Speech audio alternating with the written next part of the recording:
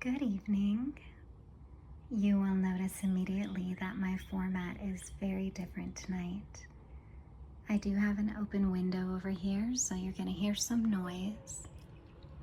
I made a video for y'all quite a while back, and I've been having issues editing it. And I'm no expert when it comes to editing.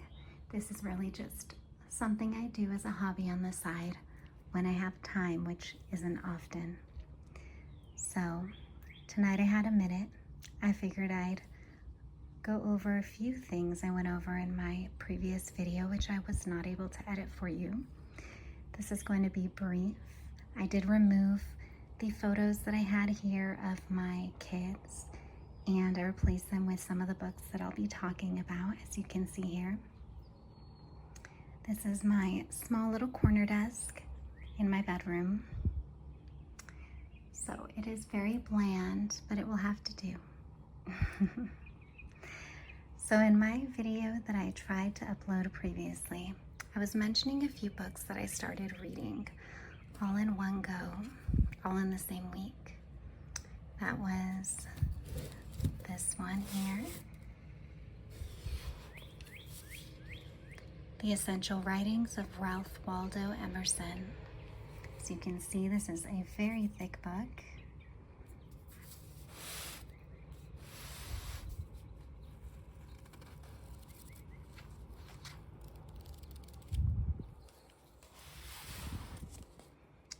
I am just now starting it.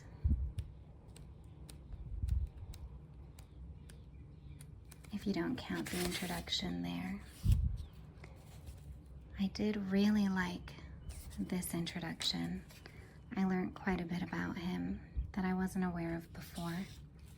I know I'm late on the Emerson train, but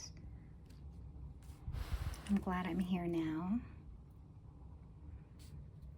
I started this one the same week. Completely different, as you can see. Also a lot smaller. This is Awaken the Giant Within by Tony Robbins.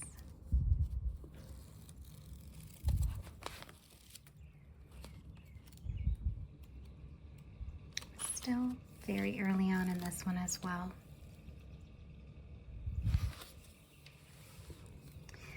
So I've never been a very big Tony Robbins fan. I've never disliked him either. I just wasn't very familiar with him outside of a few clips of speeches that I had heard. But I have a friend who attended one of his seminars, and she just enjoyed it so much. So I figured I would learn a little bit about him. I listened to a podcast to get a feel for his voice as well.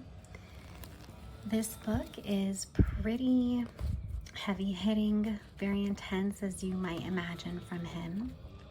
Sorry for the background noise. I'm sure that's very soothing. But it wasn't quite the vibe I was looking for.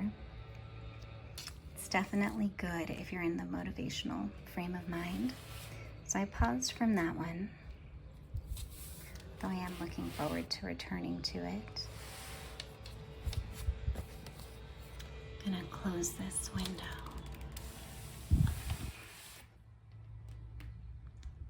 Helped a little bit. Okay, this one I actually really am enjoying.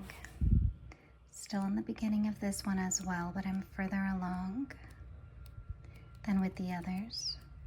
So this is one you can really just read straight through, which I think is quite different from Emerson.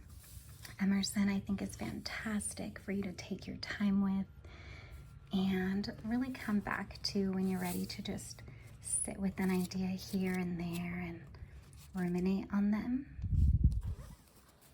And this one I was not expecting to get quite so invested in as quickly as I did. It's written by Dr. David R. Hawkins, called Letting Go. I was very surprised by how invested I got right away. His explanations of things was just so easy to digest and it was a bit refreshing.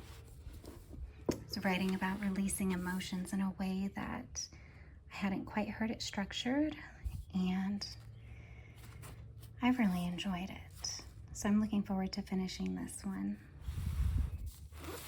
And the last one is this one here, Reason for Hope by Joan Goodall.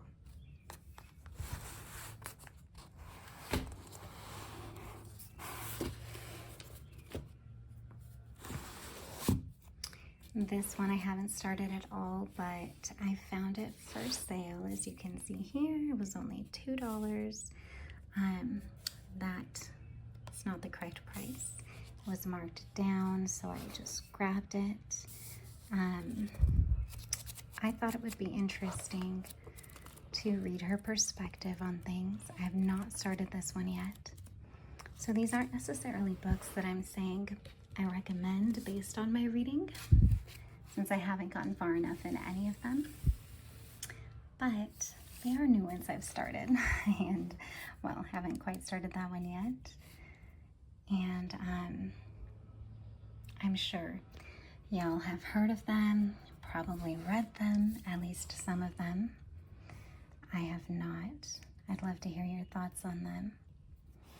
And this one I'm going to continue until I finish. I'm not sure when I'll return to that one, although I will say I did really like learning about him and his experiences in a podcast. I was trying to get familiar with his voice and who he is as an individual so that I could kind of understand more where he's coming from in, the intensity of his motivational speeches and his perspective. And I highly suggest doing that. It really helped me just have a greater understanding and appreciation for him as a person. And of course, Emerson, I'm sure you're familiar with. This is my first time reading a full Emerson collection like this, so I'm excited about that. But as I said, this is the one holding most of my attention at the moment.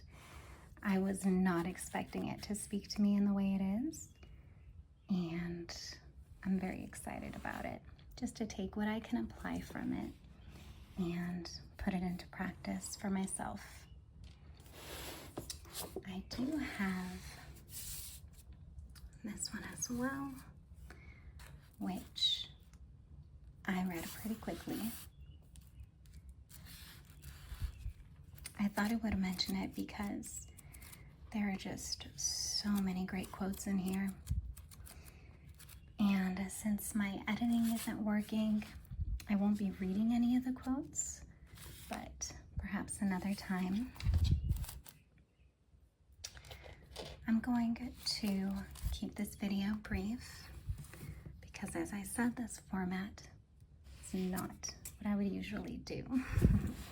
But I rarely have a moment to just relax and speak about what I'm reading, so I wanted to take advantage of the opportunity.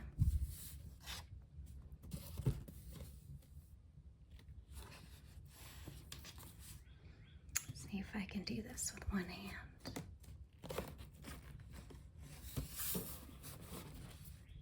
I did it.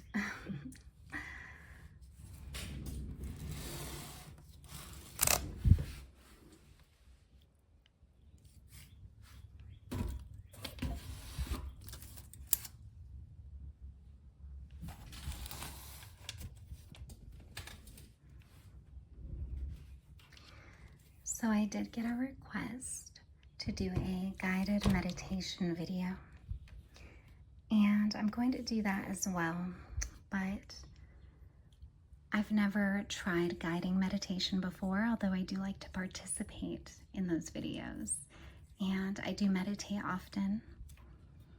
I figured I should get some practice in, and then I'll make a video for y'all, and you can let me know if you enjoy that or not. This plant is Wilma, and I'm trying very hard to keep her alive. She's the longest living so far that I've had. So wish me luck. I know she could look better.